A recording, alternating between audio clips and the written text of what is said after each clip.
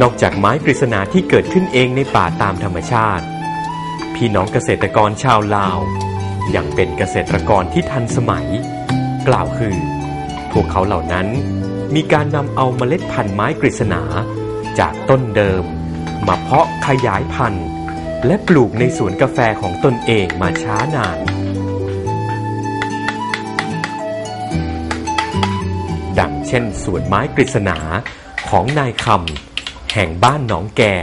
เมืองเหล่างามแขวงสารวันซึ่งทำการปลูกไม้กฤษณามานานกว่า10 ปีจนกระทั่งบริษัทอักราวูดลาวกรุ๊ปจำกัดได้เดินทางมาสำรวจพบและได้ทำข้อตกลงกันที่จะซื้อขายต้นไม้กฤษณาร่วมกันในระยะเวลา5 ปีเป็นเงินกว่า50 ล้านกีบ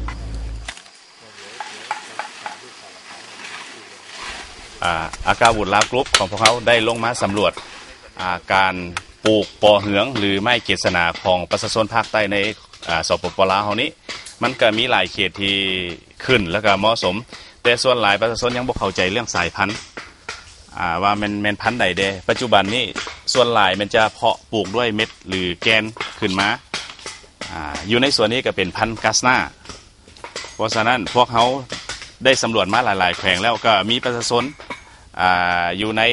เมืองเหล่างามแขวงสารวันเฮานี่ก็ถือว่าเป็นส่วนหนึ่งได้มีการปลูกไม้กฤษณาขึ้นมาถือว่า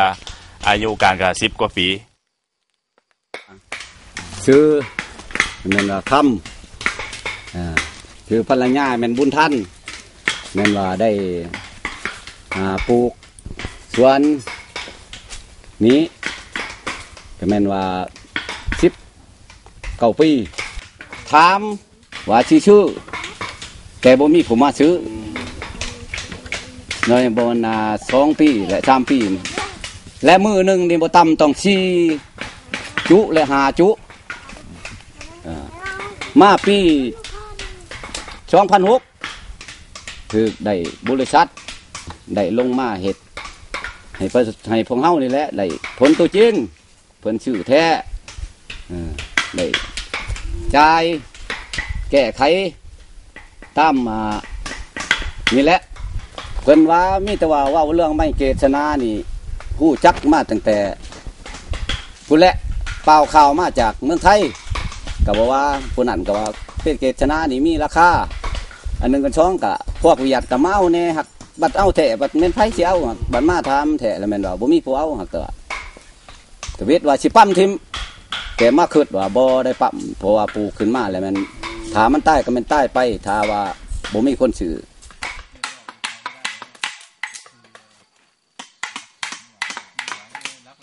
ตามธรรมดาปกติหลังจากเก็บเกี่ยวแล้วเขาก็ต้องกระตุ้นไปต่อแล้วอีก3 เดือนไปเย็บอีกเราจะหยุดกระตุ้นสารเพราะมันเป็นฤดูฝนประมาณ6 เดือนหลังจาก6 เดือนนั้นแล้วละเขาจะมากระตุ้นสารใหม่กระตุ้นแล้วและ3 เดือนเขาก็มาเก็บสรุปแล้วละปีหนึ่งเขาจะกระตุ้น2 เทื่อเก็บเกี่ยว2 เทื่อแล้วก็ให้ต้นไม้เจริญเติบโต6 เดือน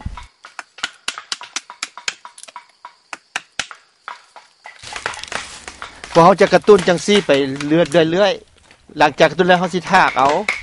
อันเรื่องเทคนิคของพวกเขาหั่นน่ะพวกเขาบ่ไปตัดลำต้นเขาสิค่อยๆทากเอากระตุ้นต่อ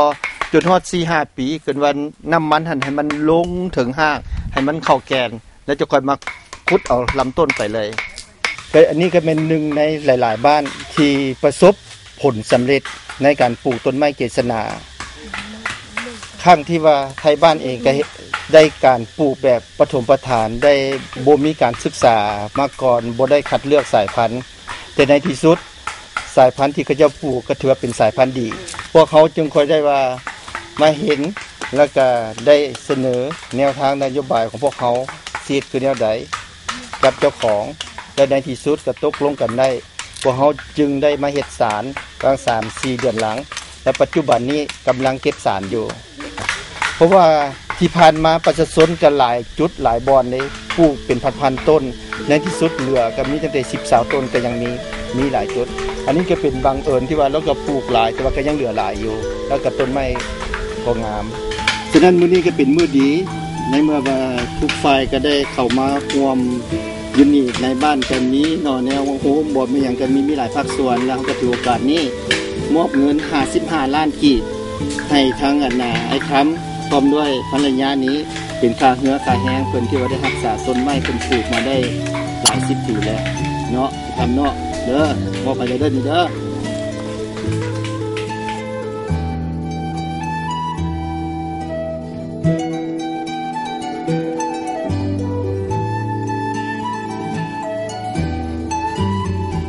ทำให้ในคำและครอบครัวมีรายได้จากการปลูกไม้กฤษณาจนสามารถนำไปเปิดเป็นร้านค้าของชำในหมู่บ้านของตนเองได้และบางส่วนนำไปใช้ซื้อรถจักรยานยนต์และซื้อรถแทรกเตอร์ขนาดเล็กเพื่อใช้ประกอบอาชีพทางการเกษตรของครอบครัว